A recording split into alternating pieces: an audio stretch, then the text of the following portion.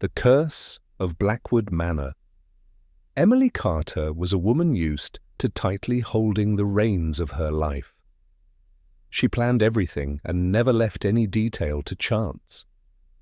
However, an unexpected inheritance from the dusty pages of the past would create ripples in her orderly life. The sudden death of her Aunt Margaret and the subsequent inheritance news would drag her back to the depths of her childhood, to memories she thought she had forgotten. The lawyer's voice on the phone was expressionless. "Miss Carter, Blackwood Manor is now yours. However, there is a condition in your aunt's will. You must live in the manor for at least 1 month before you can sell it or claim full ownership."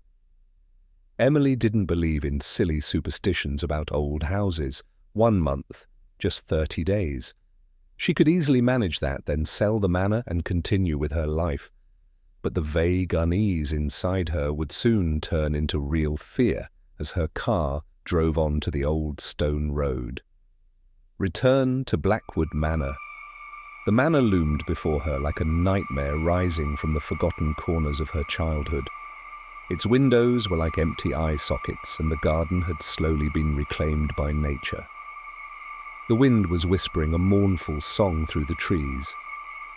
She couldn't remember why she had felt such unexplained fear when she was young, but every fibre of her being screamed that this place was dangerous. As the heavy lock on the door creaked open, the silence of the years echoed like a groan. When she stepped inside, the musty smell of decaying wood and dampness hit her like a blow. The heavy carved furniture in the corridor surrounded her like the shadows of the past. The faded portraits on the walls stared at her, as if each one was alive and reacting to her return. The cold emptiness of the rooms echoed with silence, taking her back to childhood memories. She remembered how her Aunt Margaret had always been a lonely woman, silent and distant, but her eyes always gleamed with an unexplainable fear. Emily had never understood it, but now, years later, returning to this house, she could feel that fear was real. The first night, whispers begin.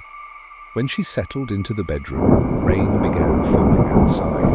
The high ceiling swallowed the dim light, and every corner deepened like a dark tunnel. As she lay in bed, her mind presented her with old memories, her aunt's stern gaze, the echoing silence. When she closed her eyes, wanting to fall asleep, she suddenly heard a sound. Tick, tick, tick. At first, she thought it was the rain, but no. It continued rhythmically. Holding her breath, she listened. Footsteps. They weren't in the room, they were in the wall.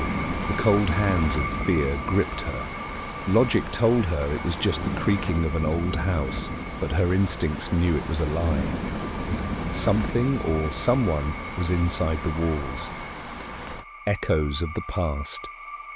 By morning, the fear she had felt seemed like a dream, but the dark circles under her eyes were proof of a sleepless night. Her eyes kept scanning the room, as if waiting for something to appear. When she went to the library, the shelves were covered in dust.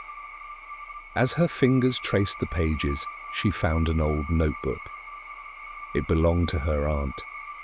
The pages were yellowed, but the writing was clear. "The manor is speaking to me. The mirrors lie.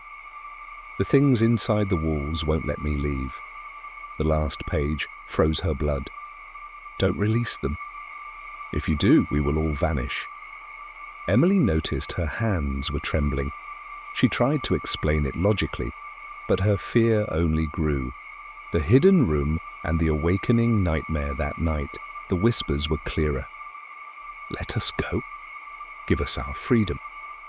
Emily couldn't resist the urge to tear off the old wallpaper. As she scraped it away, bloody, ancient symbols emerged. Then suddenly the plaster began to crack. The wall collapsed. Behind it, a room plunged into the darkness of oblivion emerged, and in that room there were skeletons. When she saw them, her breath caught in her throat. But the more terrifying thing was the glowing eyes emerging from the darkness. The empty, hungry eyes of dozens of entwined souls. And in the corner of the room, there was a shadowy figure, her aunt's decayed silhouette. "You've set them free," she said, her voice echoing throughout the room. Emily wanted to scream, but no sound came out. As she tried to flee, the doors slammed shut. Windows cracked. The house was no longer allowing her to escape. Eternal prison time passed, but Emily did not age. She had become a part of Blackwood Manor. At night, travellers who passed by the house could hear, "Don't hear us, don't see us. If you do, you'll vanish too."